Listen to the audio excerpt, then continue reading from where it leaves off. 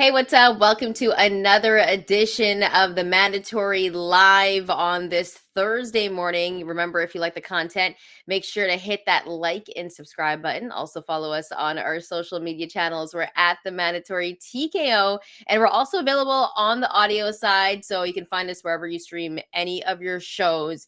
And make sure, if you got a couple of minutes, to leave a rate and review. Give us a 5-star because that helps the channel grow. And thank you to everyone that's rocking with us this morning. Remember to leave your comments because we will be getting to them. We are going to be ranking and giving you our top 10 ranking for the 140-pound division in boxing. I would probably argue, Bryan, that it is the most exciting division in boxing. But we have to talk about another division right now because Canelo Alvarez has agreed to fight William Scull later this year for a super middleweight title fight. Now, this was something that we didn't expect. And I think we said prior in a different show that Canelo was going to take this fight because how is he going to sell this fight? And we thought, he was going to vacate his title. That didn't happen. Canelo wants to stay undisputed. He's fighting William Scull. And this is a guy, Bryan, we were talking before we came live, right? Listen, he's got 22 wins, 9 by knockout. He went the distance with the guy with 18 losses not too long ago. And he also went the distance with the guy with 25 losses. And these are 8-rounders and 6-rounders, if I'm not mistaken.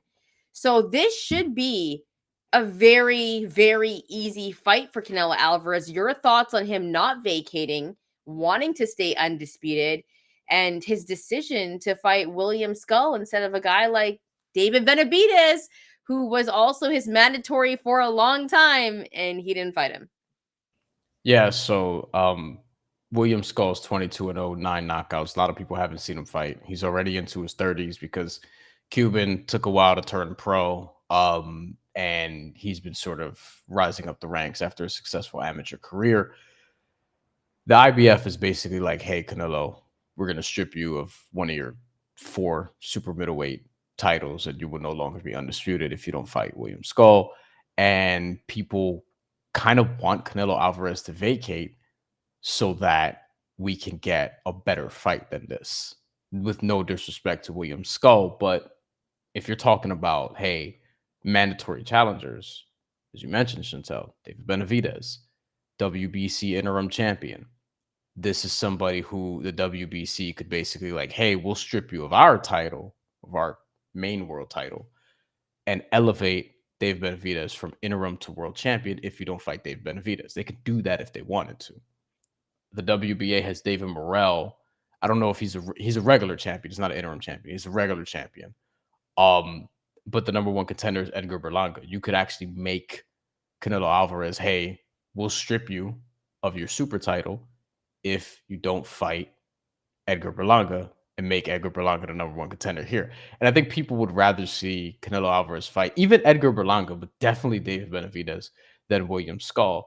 And then, the WBO has your boy as the number one contender, Diego Pacheco. And there was talk before his last fight against Jaime Munguia, Canelo Alvarez's last fight against Jaime Munguia, that, hey, Diego Pacheco could become the sort of mandatory challenger for the WBO, whatever. And it's like, of the 4 sanctioning bodies that Canelo Alvarez has a title for, this is the one that we don't want to see get the title shot or get the shot with respect to William Scull. But like, we'd rather see him against Diego Pacheco, Edgar Berlanga, or David Benavidez. I probably did that in the reverse order because Benavidez would be first. I think Berlanga would be second based off of, I think there are a fair amount of people who think Pacheco would win a fight with Edgar Berlanga, but I think more people might be interested in seeing Edgar Berlanga lose because he's so polarizing, and B, Mexico versus Puerto Rico, whatever the case may be. But yeah, like this is good from the standpoint of like, hey, okay, one of the mandatories gets a shot. Now there won't be a holding pattern so much with the number one contenders now, but ultimately he knocks William Scull off and all the other guys get to play it safe until Canelo has to take the next challenger. So I kind of hope that another sanctioning body comes in here and is like, hey, fight our champion. and then we have a decision to make, because I don't care if Canelo Alvarez is undisputed or not. He may, and that's honorable and all those things, and I would care about it if I were the fighter. But as a consumer and as somebody who talks about sport, covers sport, and is a fan of the sport, I don't care, because Canelo Alvarez is amazing regardless. And if I had to choose between him fighting William Scull, Diego Pacheco, Edgar Berlanga, or David Benavidez, William Scull is dead last with a bullet on the list. Like, it just is. And no disrespect to William Scull. I mean, Cuban boxers don't become professional till later on in their careers. He's not that much younger than Canelo Alvarez as well. And when you take a look at Canelo Alvarez's career, he's got more than 60 plus fights and he's at the latter end of his career. But my biggest thing is, you named some other guys that he could fight. David Benavidez was his mandatory for a hot minute and he didn't fight him. But he's fighting William Scull because he's his mandatory and he doesn't want to lose undisputed. Now, listen, if you're looking at it from a Canelo perspective, this should be a great fight for Canelo Alvarez. If this guy is going the distance with someone that has 25 losses, that's not even a 10 rounder or a 12 rounder. This could be a performance for Canelo that could be very memorable for his fans. But there's two questions that kind of arise from this. Is Canelo at this point fighting for a legacy, or is he just fighting to make his dollars and end off with a decent record at this point? Because if he's fighting for legacy, you're probably not fighting a William Scull. You're fighting a David Benavidez. You're fighting a young Diego Pacheco or Edgar Berlanga. Because regardless of the fact is, boxing is all about making that bread. Boxers want to make that bread. Networks want to make that bread. Pay-per-views, they want to make bread. And I don't know how Canelo Alvarez is going to sell a fight with William Scull. Will people watch it? Yes, because it's Canelo Alvarez. But it's not the most enticing fight as a fan. And I was thinking at one point, you know what? There's a possibility we could get him and Edgar Berlanga, because I think from all of the guys that you mentioned, Bryan, I think Edgar Berlanga was the one that was being poised to fight Canelo Alvarez, right? There was so much talk about, well, Edgar Berlanga is going to get its chance next. And from all the guys that you named, I wouldn't have thought it was William Scull. I thought the path was going to be Jaime Munguia and then Edgar Berlanga, and people would have loved that. Puerto Rico, Mexico, and Edgar Berlanga also has star power. But really, and this is off topic, I'd rather see Diego Pacheco, Edgar Berlanga get it on, and whoever wins that fights Canelo Alvarez. I just know that Canelo Alvarez is not trying to see David Benavidez in the ring. At this point, it looks like he's ducking a little bit. Do you feel like he's ducking at this point? I mean, we can't say that he's not. There are people in boxing who certainly believe that. Like, if you're asking for more money than you know you're probably going to be able to get, like realistically get, which the number was 200 million. If that's the reported ask, like, no, then he's not really trying to. Realistically, who's getting 200 million to fight anybody? Honestly, anybody in this sport. There's a theory out there, and this is maybe hope trafficking, but there are people who hope/think that this could be an agreement that's actually for step aside money and not to see Canelo Alvarez fight William Scull yet, but pay him off so that he can step aside. The IBF doesn't strip him of the title and Canelo Alvarez takes another route. I would like for that to be the case, but it better be against one of the other challengers that we talked about, because if it's Canelo Alvarez paying step aside money to William Scull and then he fights, God, I don't even want to throw out like a lower tier name out of disrespect, but like if it's one of those situations and it's not a Diego Pacheco or an Edgar Berlanga or a David Benavidez, that's probably going to be worse. You know what? I thought John Ryder fighting him was a boring opponent. I was like, oh my God, he's fighting John Ryder. I can't believe I'm going to watch this. And now he's fighting William Scull. What are you doing, Canelo? And it's just like, what? Canelo's already established his legacy. So let me just say that first. I think we have to give him respect. He's fought dudes. There's so much talk at one point that he was ducking people. He went and fought a Charlo brother. There's so much talk at one point, like, why isn't he fighting one of the Charlo brothers? He did it. Canelo has fought names in the business. I mean, his losses are Mayweather and Dimitri Bivol. Those are two pretty good losses to have on your resume. You have 60 plus fights. I think his legacy, especially in this era, he's been the face of boxing. It's already cemented, but it's just how he wants to go out. And maybe he wants to avoid fighting a David Benavidez who didn't look like his power really transcended at 175 when we saw him fight this past weekend, right? Or maybe Canelo saw that and was like, maybe I need to tune up and then I fight David Benavidez. I don't know. Right? Like, we don't actually know what Canelo's path is going to be. But also, if you're trying to sell this as a pay-per-view, because Canelo only fights pay-per-views, then you might want to attach it to another big fight. Like, if I'm a network, I'm like, okay, well, why don't we give you that you fight William Scull and then you fight one of these guys, Benavidez or Pacheco or Berlanga? Because how is he going to fight? How is he going to sell this fight with him and William Scull? Are you going to be buying that pay-per-view? No. Yeah. You know what I mean? Somebody wants to calm me, I'll be all for it, but we can figure out other ways to potentially watch that if we so please. I'll say this. Look, Canelo Alvarez is going to be 34 years old. That's the other piece of this, in July. So the next time we see him in a ring, he's going to be 34 years old.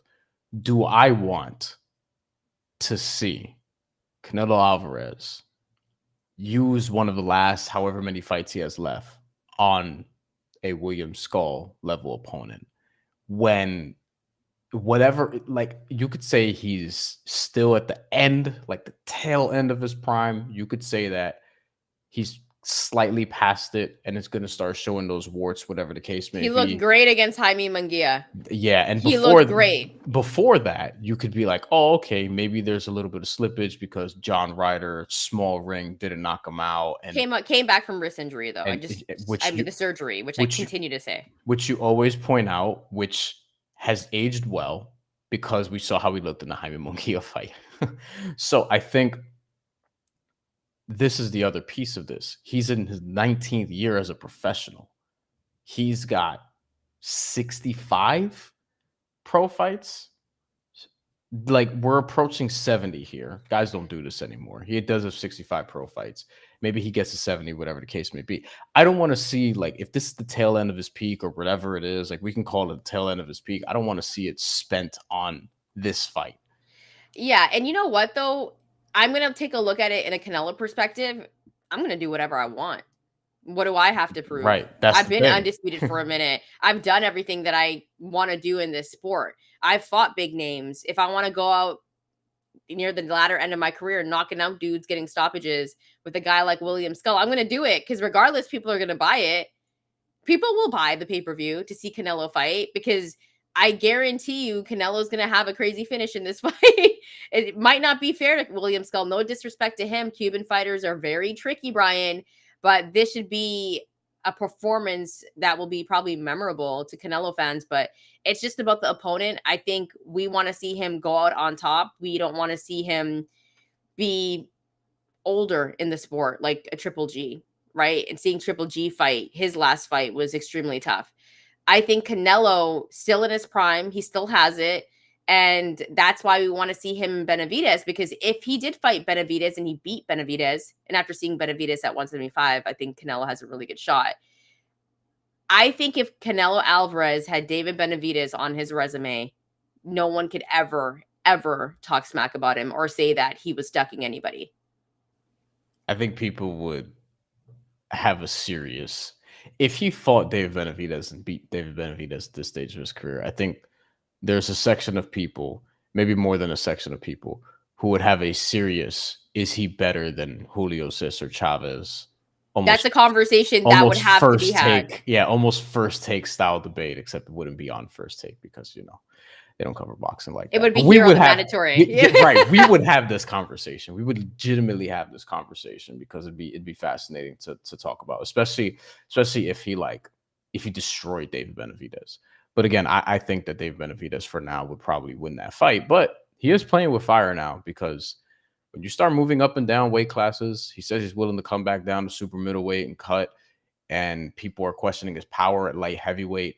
And Canelo Alvarez just looked great at super middleweight in his last fight against. Look, Jaime Munguia, was he ready for Canelo Alvarez? I don't know. Can you be ready for Canelo Alvarez? Period. Like, that's the other piece of this. Like, David Benavidez is probably ready for him, but if we watch the fight and it's like 117, 111, Canelo Alvarez just kind of schools them. I don't know how many people would be totally shocked by that, especially when armed with hindsight. Be like, oh, okay, whatever. We want to get to another topic here, but let's just say this with the Canelo Alvarez fight. So we'll see. Ultimately, we're not doing a fight breakdown because we don't know if the fight is actually going to happen yet, but this is reportedly an agreement. And we know that a Canelo Alvarez fight has to get announced soon because he wants that September date, and he's always going to want that September date. It's May, September. Like, this is what it's going to be. And those are the weekends that everyone wants to see Canelo fight as well. Like, if he's not fighting on those weekends, something is wrong. But here at the Mandatory, we want to know your thoughts on Canelo Alvarez agreeing to fight William Scull at some point this year. Let us know. Drop your comments below. Also, remember, if you like the content, hit that like and subscribe button. It helps the channel grow, and follow us on our social media platforms. We're at the Mandatory TKO. Bryan, we got to get to another topic because listen, the 140-pound division is the most exciting division in boxing. And after what we've seen at the 140-pound division, we just saw Subriel Matias take an L and get upset by Liam Paro this past weekend. Crazy weekend in boxing. Was definitely hard to watch both fights because the main events were going on at the same time. But with the Subriel Matias loss, Bryan, it kind of shifted the 140-pound division because for a very long time, we were talking about how, and a lot of other people in boxing, how Subriel Matias was kind of the boogeyman. Loses to Liam Paro in Puerto Rico. Liam Paro boxed very well against him. And then there's that other aspect, and this is why it's kind of hard to rank the 140-pound division, in my opinion, because Ryan Garcia cheated against Devin Haney. And it's like, where do you place Devin? Where do you place Ryan? And that's why I think the 140-pound division is wide open, but it's also a mess a little bit. So let's go to, actually, we're going to see who the best is at the 140-pound division when we give you our number one ranking. I don't know if we have the same guy. I'm excited, but we should go down from 10 to 1, Bryan, on who you have. Yeah. And it's a little bit difficult. So before we get into ranking it, how do we do that with Ryan Garcia going to court soon and him cheating, suddenly retiring? Yeah. But him also at the same time having like the smallest amount of ostarine. And I always talk about this, and you're rolling your eyes. Dirty supplement, because they're in supplements. He knew what the fuck he was. I am not giving that dude any pass, any excuses. He knew what the fuck he was doing. Okay, well, I'm curious, and I just don't know how to make my list with that situation, with that happening to Devin Haney. Because before you even do that, like, we can't. Ryan Garcia can't be on the list because he didn't even make weight. Okay, so on the list that I made while I was driving this morning, actually, I wasn't driving. Not gonna snitch on myself. I legit made this list this morning in my ride because we decided to do this because Bryan was like, should we just do the top 10? Because we were going to break down the 140-pound division. I'm like, let's do it. So I made this list off the top of my dome, and I did not place Ryan Garcia on it because he cheated. So I was like, I can't put him. So I'm not technically, but at the same time, we saw Devin lose the way that he did. And so it kind of affected my list. I'm not going to lie to you. But Bryan, let's go down from 10 to 1. Who do you have at number 10 on your 140-pound division list? Question first. Do we want to, this may potentially spoil our list, so you can say no. Do we want to say the Ring Magazine top 10 list first? Because I found their list very curious. Yeah, please go ahead. Okay. Go ahead. List it off. So Ring Magazine top 10 at this weight class. I'll go from 10 to 1. 10 is still Gary Antoine Russell, who lost to Alberto Puello this past weekend. But I found it curious that he's still on the list. I was like, all right. Richardson Hitchens is 9th. Regis Prograis is 8th. Josh Taylor 7th. Subriel Matias is 6th. So we have a few guys, quite a few guys coming off losses there, and Richardson Hitchens a questionable performance. Okay, if I'm not gonna lie to you, I don't even have Hitchens on my top 10. I don't have him on my top 10. And Okay. I go by resume who you fought. Okay. So he's not on my top 10. I'll tell you that right now. I don't know if he's on yours, but He's keep been going. on the Ring Magazine top 10 for A a minute. little more than half a year at this point. 5, Alberto Puello, who got that big win over Gary Antoine Russell. Deserved, by the way. Deserved. And as far as we know, he's clean now. So we'll give him that. 4, Jack Catterall. 3, Liam Paro. Shot all the way up to 3. Doesn't even have a picture in his profile. Use the one that we used here at the mandatory. I'll Yeah. tell you one thing about Liam Paro. Actually, I'll save it for when we do the list. Okay. 2 is Jose Ramirez, your boy. 1 is Devin Haney, and the champion, the Ring Magazine champion, as we know, the lineal champion, is Teofimo Lopez. Yes. That makes sense to me. Let's get to That's your the number Ring 10. Magazine list. Okay, so we're gonna do 10, 10. We're gonna go back and forth. Okay, we'll keep track as we're going along. Maybe we'll write these out. We should probably do that.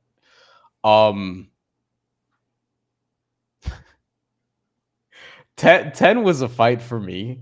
Can I before you get into it? For me, 6 through 10 was tough. Yeah. 6 through 10, I was like, I don't know. I was writing this down at a red light. I wasn't driving. I was just like, I legit made this list like top of the dome. I made it literally maybe in a minute. But 6 through 10, I was like, I don't know. But you can tell us also why you decided to place them. So let's get started. This is our top 10 list for the 140-pound division. We're ranking it from 10 to 1 on who we think is the top 10 in this division. Number 10 for you, Bryan. Ismael Barroso. Okay. He's a champion. He's a champion. So I'm not mad at that. You know why? Because listen, O'Hara Davies was like a decent sized favorite for that fight. He knocked his ass out in the first round, and he was beating Rolly Romero's ass before we saw what we saw. And I'm like, listen, I don't know how many of the top guys he can beat, but his power is ridiculous. And if you look at his peers, like a lot of other dudes are coming off of losses, multiple performances of looking bad or whatever the case may be. And I'm like, I'm at least taking a guy at 10 who is like weird to say about somebody over 40. Ascending after the last couple fights, and he will lose that title at some point, whatever the case may be. But I think Ismael Barroso, for example, if I look at the Ring Magazine list, why is he behind Richardson Hitchens? He shouldn't be. Why is he behind Gary Antoine Russell? Given his last couple performances, he just knocked out somebody who was supposed to be the champion. It was set up. O'Hara Davies, American debut, whatever, knocked his ass out in the first round. Yeah. Another British fighter who comes over to the States gets knocked the fuck out. Like, Ismael Barroso deserves some respect, and he's been on a run his last couple of fights, probably even longer than that. He's 10th for me in this weight class. I love that. I don't have him on my top 10, respectfully, going by resume, but you might laugh at who I have at number 10 right here. Number 10 is the former undisputed champ, Josh Taylor, that I have. Because he still has a Regis Prograis on his resume. He won a split decision, which I do believe it was a robbery against Jack Catterall. It's always about what you've done last. He recently just lost to Jack Catterall, and he lost to Teofimo Lopez, but Josh Taylor was undisputed in this weight class not too long ago. Last year, he was undisputed. So for me, he is still on this list. And he also, listen, I hate talking about the Jose Ramirez fight with Josh Taylor because I've seen every Jose Ramirez fight. And Jose Ramirez did not look like himself in that fight, but he still has him on his resume. So if we just go by resume itself, Josh Taylor deserves to be on this list. I think some UK fans will be mad that I have him at number 10, but he made my list. So he's number 10 for me. You're number 9, Bryan. I'm not going to spoil anything, but I'll say at least Josh Taylor's on your list. Number 9, Alberto Puello. Just beat Gary Antoine Russell, won a title, and then tested dirty for something. But, and usually like with the steroid thing, you want to hold that against somebody. But He seems to be clean now, and he beat Gary Antoine Russell, who had knocked out everybody he's fought, who was one of the blue chip prospects in this weight class, and probably still is, because that was only a split decision loss. Like, it was a very close competitive fight. But Boyle impressed the shit out of me in that fight. And he's more skilled than I think people realize. But I put him ninth. Ring Magazine has him higher. I put him ninth because it can't really jump him ahead of some of the other guys based off of like even recent body of work. This is one big win. And he had another nice one a couple years ago before that. But I think Boyle deserves some respect on this list too. He's my number 11. He's the guy that didn't make my list, but I had him right there, and it was just based off resume. I think there's someone on my list that you'll be like, why is he on your list? But we'll get into that. My number 9 is Jack Catterall. I don't have Jack Catterall high on my list, and I'm not mad about that. Listen, he beats Josh Taylor in his last fight. I do believe he beat Josh Taylor in his first fight, but other than that, who does he have on his list? His whole career, he's been waiting for that Josh Taylor fight. Did he perform? Yes. Have him number 9. That's all I have to say about it. I mean, he beat Josh Taylor twice, if we're being honest. But on his resume, if we just go by resume, like if I'm some nerd, so this is what I say about like basketball. If I'm some geek that's like born in 2024 and I go and look up like NBA stats and I see that LeBron James is number 1 on everything, I'm going to be like, wow, he's the best player of all time because I'm some geek looking at stats online, right? Same thing if I'm looking at the resume and I see that he has Josh Taylor loss on his resume, I'm going to be like, okay, so he lost to Josh Taylor, even though we all know that it was a pure robbery. So for myself, I have Jack Catterall, number 9, not being a hater, but other than Josh Taylor, who does he have on his resume? Number 8 for you, Bryan. I mean, it's a former undisputed champion who you had on your list. Look, at number 10. So that's why I gave Jack Catterall the number 9 spot, which I think is fair. Yeah. Jorge Linares would be the other one, but obviously we know older Jorge Linares, whatever. Yeah, I don't think he would have beat prime Jorge Linares. Probably gonna keep it real with you. He wouldn't have. We haven't seen prime Jorge Linares in a while because he's been hanging around, but a lot of people forget how good that dude was. At the time he fought Lomachenko and dropped Lomachenko, which was shocking at the time it happened. Number 8 for me is Regis Prograis. Hey, that's my number 8 as well. So we have Regis Prograis in the exact same spot. Who we both, when we ranked this weight class, I think last year, we were both like, man, he might be number 1. You know what I'm saying? Like number 2. And here's the thing. Since then, like he you could argue he's had 2 losses. The Danielito Zorrilla fight is a fight that a lot of people thought Danielito Zorrilla won. I think some of that is probably just like everyone thinks somebody's getting robbed in this sport. It is what it is. But that was a very close. I had Regis winning by a point. So, and a couple of those rounds were swing rounds. Like I could have seen him losing that fight. He probably would have if it wasn't in New Orleans. Let's be fair. And then Devin Haney destroyed him. He would tell you Devin Haney was being a weight bully in that fight, et cetera, et cetera. The fight is the fight. It happened. So we haven't seen Regis Prograis have an impressive performance since before that, which is basically a year and a half ago against Zepeda, where he won the WBC title initially. So that's my reason for having him there. It's been 2 lackluster performances, like really lackluster performances. And going back to that Zorrilla fight, I thought Regis just edged it. There was lots of talk that he went out the night before in New Orleans. Maybe that had something to do with it. But the reason why I have Regis Prograis above Josh Taylor and Jack Catterall is also because he arguably fought the best boxer at the time in Devin Haney. And Devin Haney's that good. Devin Haney is that good. We saw what Ryan Garcia did, you know, steroids and all. But Devin Haney, undisputed at 135 pounds, moves up and makes Regis Prograis lose every round in that fight. Shook him in that fight. And so, listen, if you lose to one of the best fighters, I'm never going to be like, oh, well, you're not that great of a fighter. Regis Prograis at one point was arguably the best fighter in this 140-pound division, also a former champ. So I still have him number 8 on my list, and I'm glad we have him in the same spot. I was curious to know if you would have him on your list because of his 2 lackluster performances. But Regis Prograis number 8 for both Bryan and I. We're gonna get to this at the end because here's the thing: people might see this as disrespect. This weight class is legitimately like 20 deep. Like Yes. I have a lot of cuts here where I'm just like, fuck, man, I wanted to put him Will on was the one of my list. cuts. He was one of my cuts. So it's like it's hard to make this list, and sometimes I'm going by resume. That's what I'm essentially basing it on, and also going by your record, and who you've won against, Yeah, right? I'm going by So a lot of this to me is just today. Like where yes, like the resume matters, but also like the recent resume, especially, which is why I've said like Regis didn't have a good year last year. He didn't have a yeah, good year at all. He needs to bounce back from that. And he's somebody who's in his mid 30s. So like, I think he's gonna be an underdog he against a has to fair prove amount of the it. guys we're talking about. Yeah. And like we had him on the show. It was great, one of our favorite interviews, but didn't have a great year last year, and he needs a bounce back performance like big time. Like big, Yeah. big, big time. So you're number 7, which I I feel think you might find mine interesting, but I feel like we might have a similar number 7. Well, I felt that way until you said that. Now I don't think we're gonna have the same number I 7. don't I don't know I don't know if you have this guy on your list. Okay, But so I guess definitely not. Mine is Subriel Matias, who just I lost the title. okay, I have Subaru a little bit higher.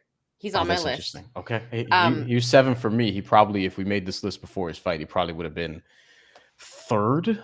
I mhm. would have said, yeah, third comfortably. Seventh on my list. Same thing. Like he, mowing down people and then loses the Liam Paro fight.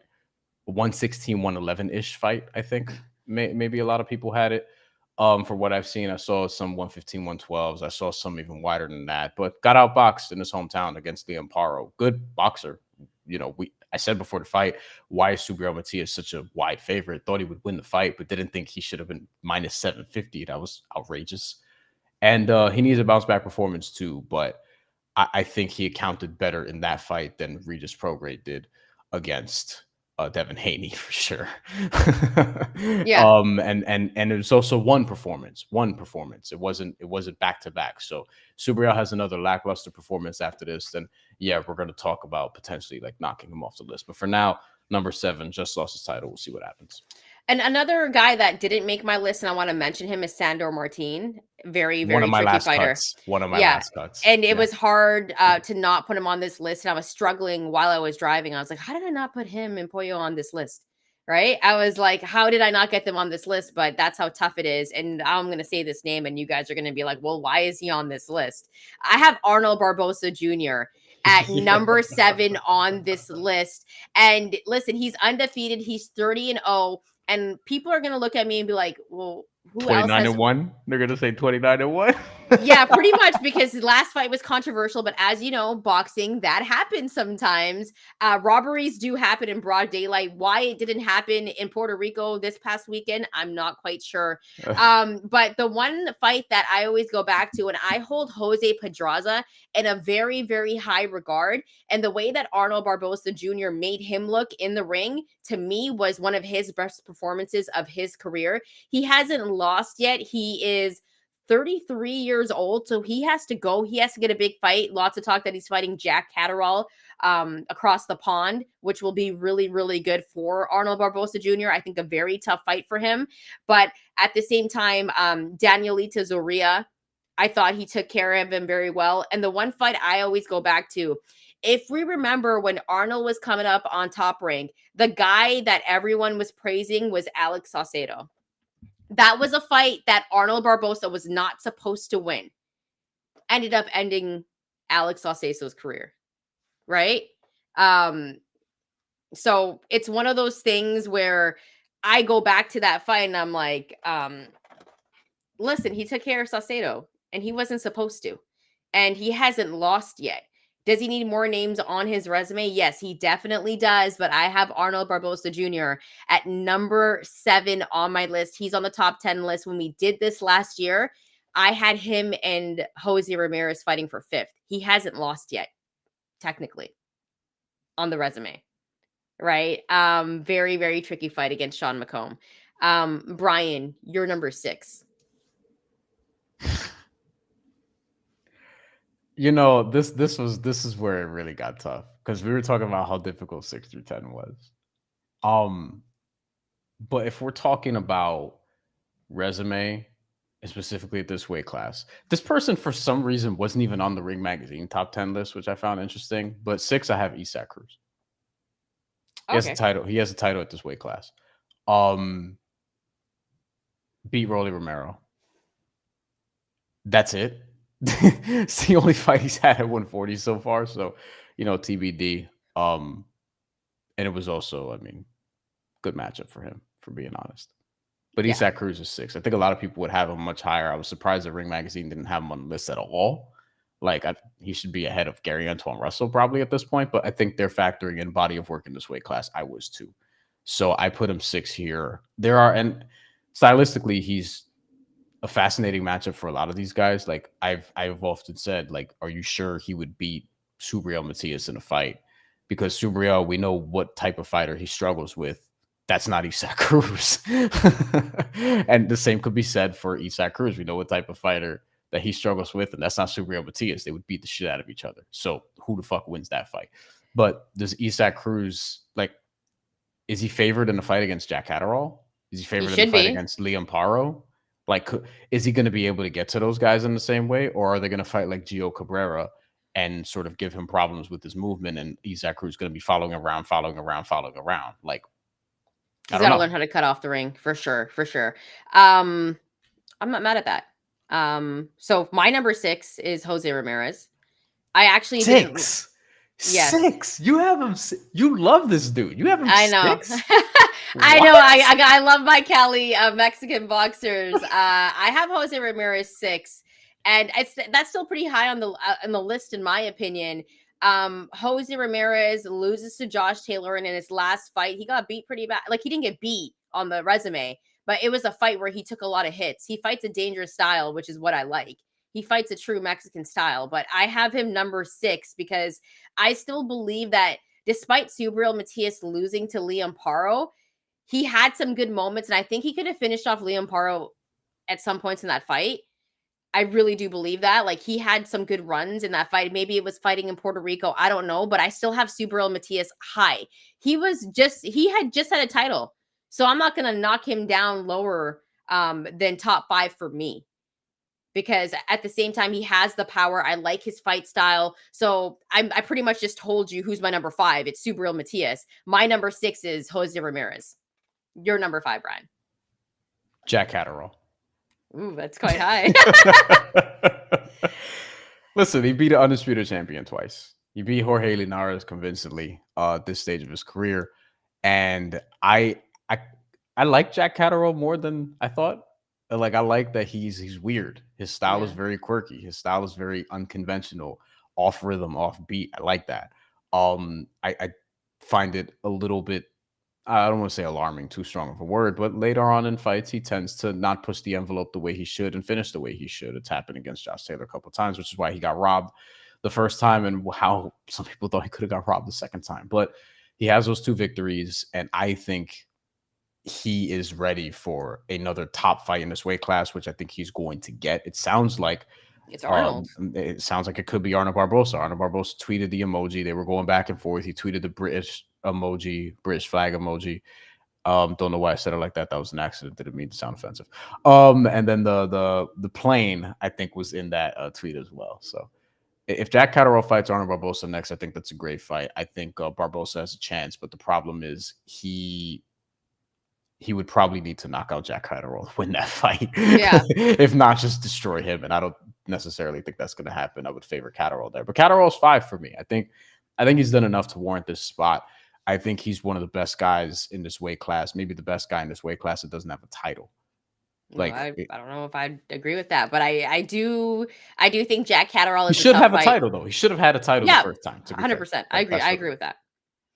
My number 4, because I already did my number 5. It was Subriel Matias. My number 4 is Liam Paro because he just beat Subriel We have the same number Matias. 4. We have the same number 4. This is great. Yeah, he just beat Subriel Matias in Puerto Rico, fought him very, very well, very tough.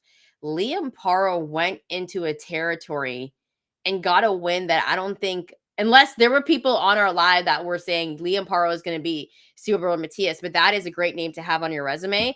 I love the way that he fights, Bryan. He's not scared, likes to come forward. Liam Paro to me is the fourth best fighter in this division after what we saw. You're only as good as your last fight sometimes, and I based it off him beating Subriel Matias in Puerto Rico. Number 4 for Liam Paro. So he's your number 4 as well. So I do like that. By the way, also beat Montana Love.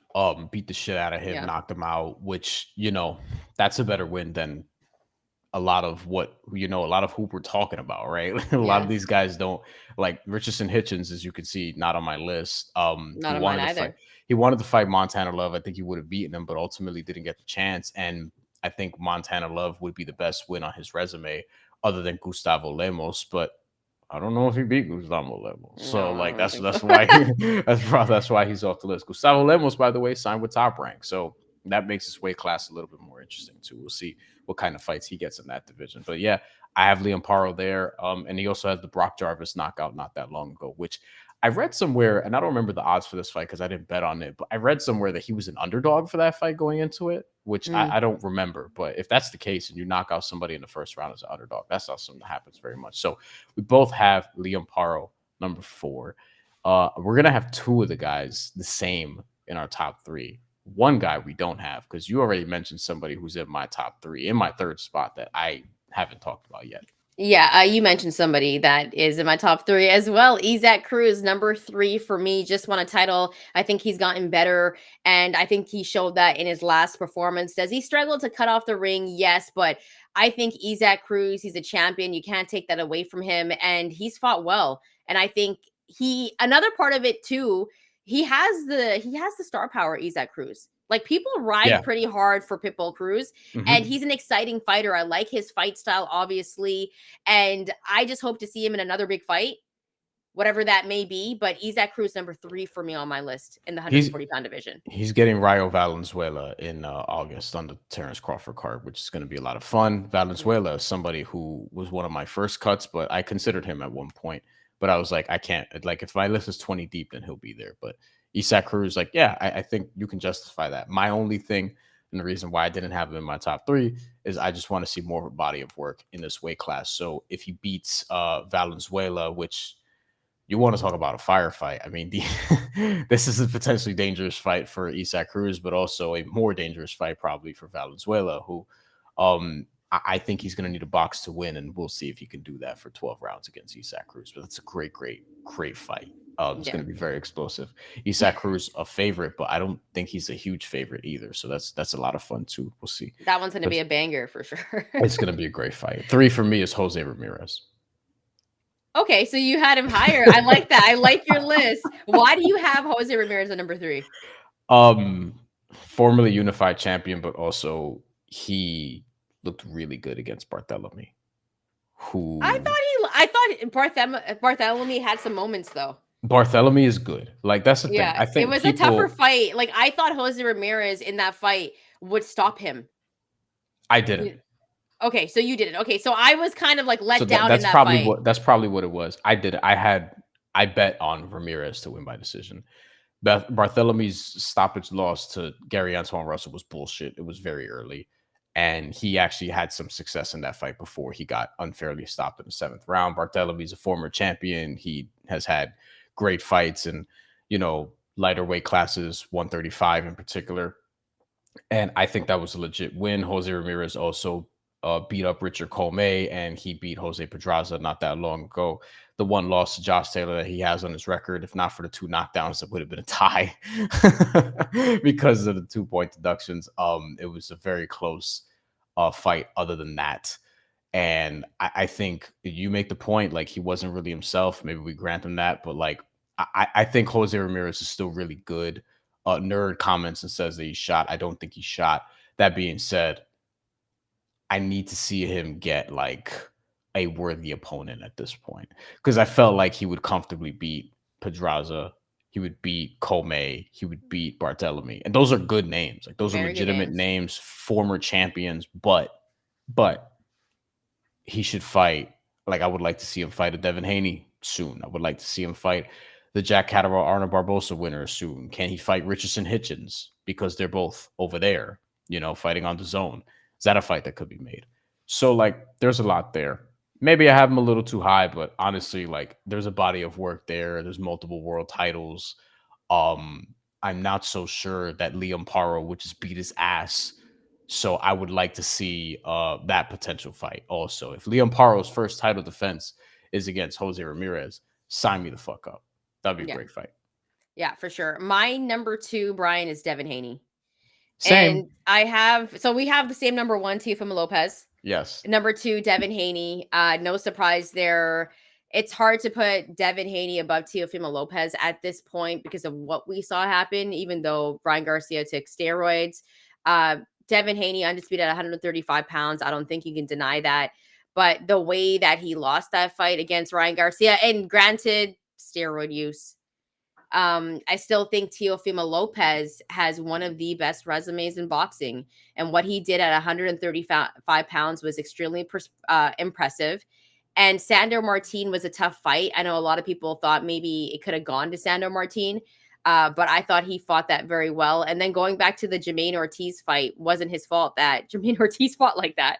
He still won the fight. It was like the Sandor Martin fight again, pretty much. Yeah. Except he looked worse against Sandor Martin, but I thought he edged out Martin. I thought he beat Ortiz, and only got to beat Lomachenko convincingly. You have to put that on there too. And Jack Catterall beat Josh Taylor twice. He didn't do it the way Teofimo Lopez did. Teofimo Lopez blew him out. Jack Catterall beat him somewhat convincingly, right? It's 7-5, 8.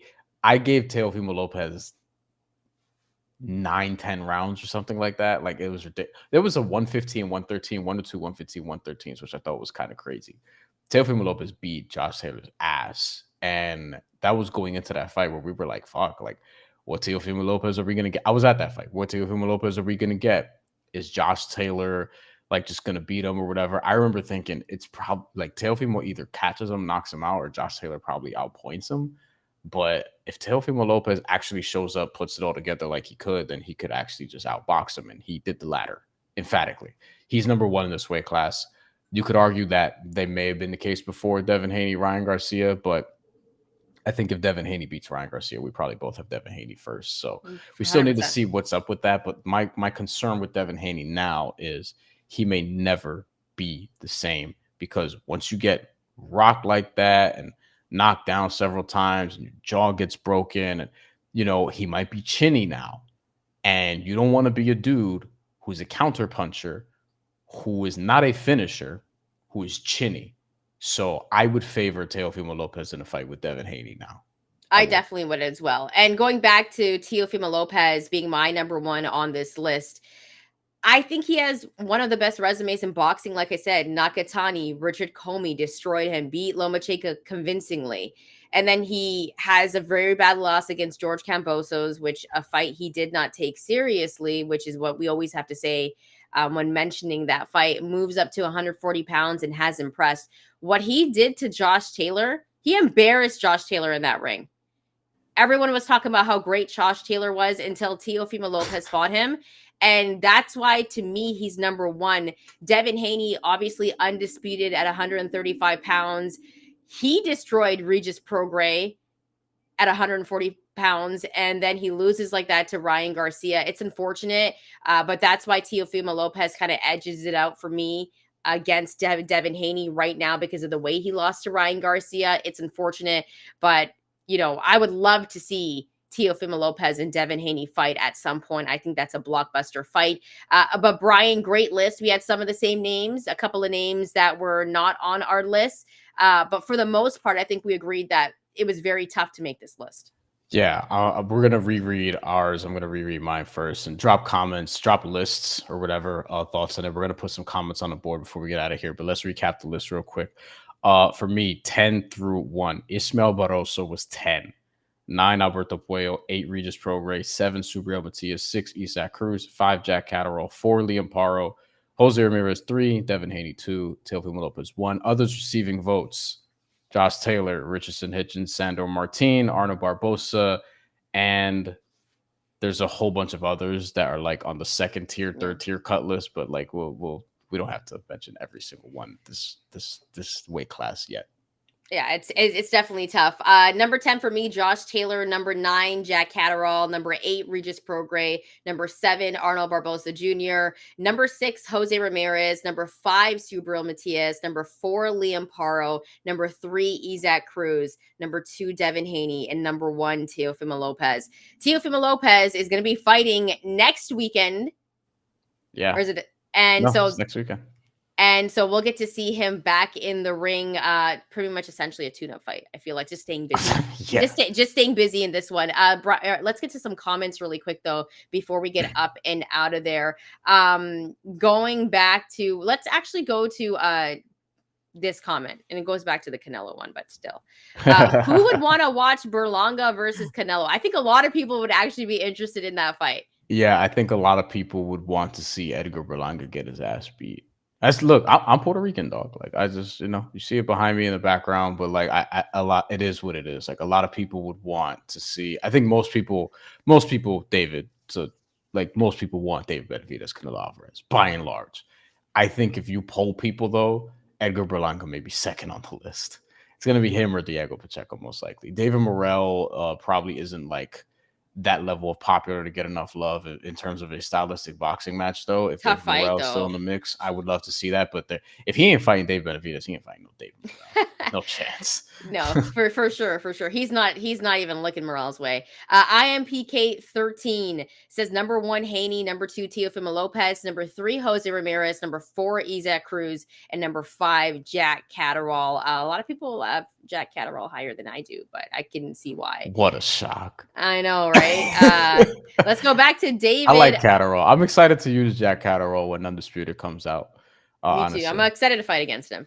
I agree. Josh Taylor should be on the list, but he has to move up in weight, which is interesting. You know what's really interesting is Josh Taylor actually likes to fight on the inside. Mhm. And you would think that he wants to use his distance, his size and length, but he doesn't. Kind of missed the boat at welterweight too. He should have jumped up like a couple years ago. Probably around the time he fought Jack Catterall, he probably should have actually moved up to 140. A lot of injuries too for Josh Taylor. Let's add that. He hasn't been the same, kind of a shell of himself, to be honest with you. T Cole 215. Josh Taylor is not great by no means. I'm okay with that. I'm okay with you saying that. Currently, sure. Before, yeah, but we also were both kind of like, yo, is he like undisputed champion level good? But Josh Taylor, massive respect. Hopefully he gets healthy and fights again. I can't tell you how mad I was during that Jose Ramirez fight. I could not believe that fight. Nerd Ramirez's shot, in my opinion. I don't think so. I didn't like the last fight because I thought he would get the stoppage, and that's why I had him lower. Because if we did this list before that fight, easily on my top 5. I think you know that if you watch the show, how much I talk about Jose Ramirez. So it's just I'm glad that he's back, and hopefully he's going to keep busy. Barthelomew's good. I thought it was a good performance. It's a tough list to make. Obviously, IMPK 13 again. If anybody is shot, it's Taylor. Lobby CDQ says I always had Teo.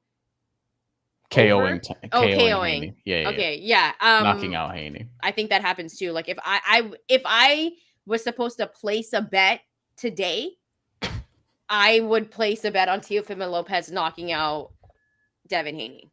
I probably would place a bet on the fight not actually happening. It should happen though. I hope it does. I just I hope it does, but we'll see. I mean, ultimately, Teofimo Lopez is fighting Steve Claggett next week, and hopefully that's a fight that leads to something bigger. Teofimo Lopez is already fighting for the second time this year. It'd be awesome to see him get right back in the ring because December. I think we're probably expecting a knockout there, although his opponent's only been stopped one time. But it'd be nice to see Teofimo Lopez back in the ring December, Heisman night. Bring that back. Do it in New York. Put Xander Zayas and Bruce Carrington on the card, bring out Richard Torres Jr. Like, you can make it a whole thing, right? But I think him fighting again will be big this year, and it can get fighter of the year consideration if he were to wipe out Claggett and then has a big time fight later this year against one of these guys on this top 10 list or somebody really credible, and then beats them as well. Yeah, for sure. I think it's going to be really interesting to see how else the 140-pound division shifts, what fights we're going to get in the second half of the year. By the way, drop your comments. Let us know who's on your top 10 list, your top 5 list for the 140-pound division. And if you like the content, hit that like and subscribe button. Bryan, any final thoughts before we get up and out of here? You'll be hearing from us again next week.